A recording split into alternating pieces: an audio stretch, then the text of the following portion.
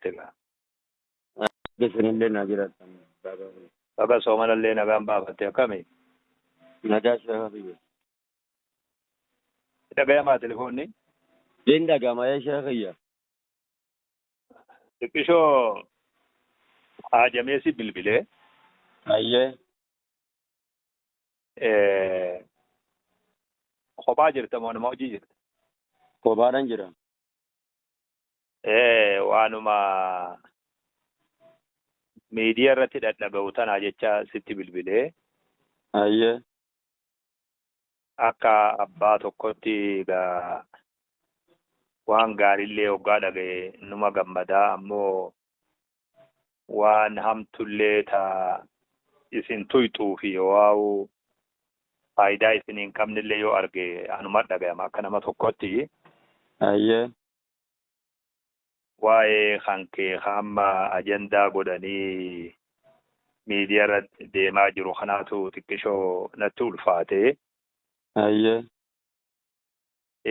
Turtu guyyaa 2-3 dura telefoona kana barbaadaa ture.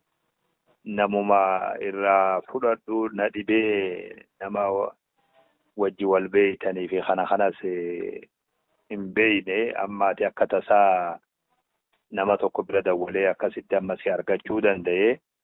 Ayyee.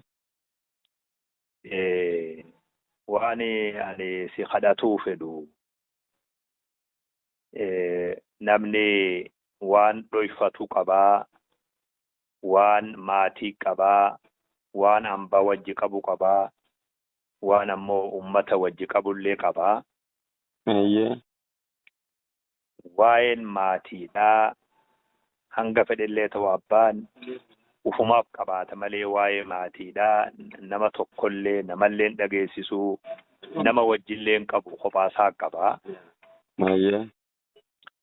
Wanni amma deemu kun namni wal jalaa butee waa ajandaa godhee namni khayrii deemuu fi sharrii deemu hundi isaatu dubbii namaa akka dubbii abbaan qabnetti dubbii namatti taphatuun xiqqishoo bareedaadhaami. Ayyee.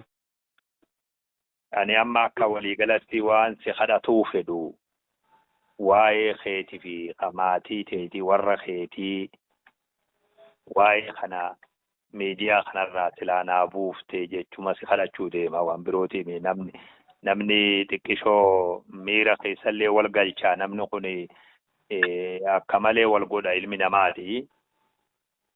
Ayyee. Mee waa'ee kanaa fi maatii teetii warra keetii kana miidiyaa kanarraa naa buuftee jechuun manguddummaa si dhufe manguddummaa si kadhachuudha. Alla magan manguddummaa tan ta'ee hin qeebalin ta'ee eenyu tan qeebala sheekha. Abbaa feetetti illee himuu dandeessaa bo'aan sheekan na dhaabe har'arraa ka'ee dhaabbadhe jechuullee dandeessaa sunummaa dhoorkaan hin jiru. Abshira sheekha kiyya. Maali garaa na nyaate dhugaa rabbii yoo feete. Halkan 3 ani xiqqoo malee tiyyumaafu miira wayii keessa seene garaa na nyaate adeemsi sun naaf hin taane. Wanni ilmi namaa dubbii hiyyeettii dubbii namaa namni hiyyeettii godhaanii beeyta. Naam. Dubbii tee hiyyeettii fakkeessanii namni akkas xiqqoo guddisee firii gaara godhee abbaa qubbaa akka jaan ta'uun sunillee xiqqishoo natti hin tolle. Ayyee sheekha kiyya. Ati amma rabbi si haa tolchu maatii teetii wanni si kadhadhu aduu hanga dabre malee waa'ee maatii teetii miidiyaa kanarraa akkatti buusan ni beeyta. Miidiyaa kanarraa buusi nagaa rabbi sin jidduutti haa godhu. Ayyee sheekha kiyya. Akkas naa godhi baabaa kiyya tanuma si kadhachuu si dhufe. Ayyee sheekha kiyya asirratti ajaja keessan narraa wadhaa anis xiqqoo waan natti mul'ate tokkoon isinitti himuu barbaade. Gama biraatiin akka hawaasni kun viidiyoo tana mummuranii hawaasni isin dhagaa gama peejii keessaniitiin dubbattanii anillee waadaa tiyya isa galfadhe tole naan je'e isin immoo asitti ilmaan koo ammaa waan kana naa dhaabaa namoonni diinitti taphataa jiran jecha rabbiitiif jecha rasuulatti taphataa jiran miira keessa naggi galchuu keessa inumaan san bira kutee jecha naannaa faanii baate warri kiristaanalleen itti fayyadamaa jiran jechuudha. Kanaaf akka waan saniin goonu ijoolleen ajaja keessan dhageessa namni irra guddaan ajaja keessan dhagaa akka waan kana na dabarfataniin dhaamsa isinitti dhaammadha. Ani galgala kanarraa kaasee dabartaati atumma akkatti waliigalee kana godhiitan teechumadhaafi.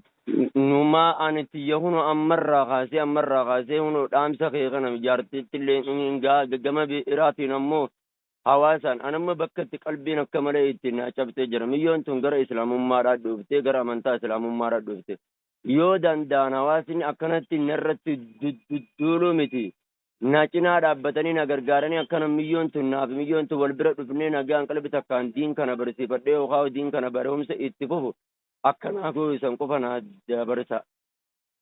Abshir kana ummata naatu itti dabarsa. Yaa sheekh yanganama qofan sirraa barbaada lamaan ka duraanii haasawa kiyya fokkotaa ka dogongoraan harkaabee qaala rasuulu jedhii sheekh hadiisa rasuulaa bakka sanitti baaban jebalee hadiisa rasuulaa dubbate bakka sanitti musiibaan natti deemaa jirti rabbi baajaa bakka san irratti dubbadhaa dhaabaa ja'anii deebii ammas jecha rasuulaa jecha karaan jannataa karaa nama geessu ja'an saniis ummanni kiristaanaa itti fayyadamaa jira akka ittiin fayyadamne dhaabaa isallee amaanaa waadaa galchisiisee tan jira yoo dandeessan gargaaraadha akka maatii miyyoon tun qilleensa kanarraa galtee isa anuunsa miyyoon tun naa bira jiraatte wallaahi ol ba'ee hin faarsu guyyaa tokko hin faarsu guyya tokko rabbiin naa bira ajaadhani amma dhaamsa keetii dhaamsa baabaa kiyya fudhadheen jira arra booda waa'ee miyyoodha achirratti ol ba'een dubbadhu waa'ee diinii malee arra booda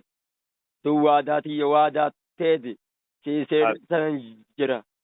Abshir inshallah. Hanganaa galgala gama boodaatti naa dubbadhaadhatiti yoo dandeessan naa gargaaraadhaatiti yookaan gargaaraa miyyoo tana galchaafi hanganuma qofa naa dabarsa.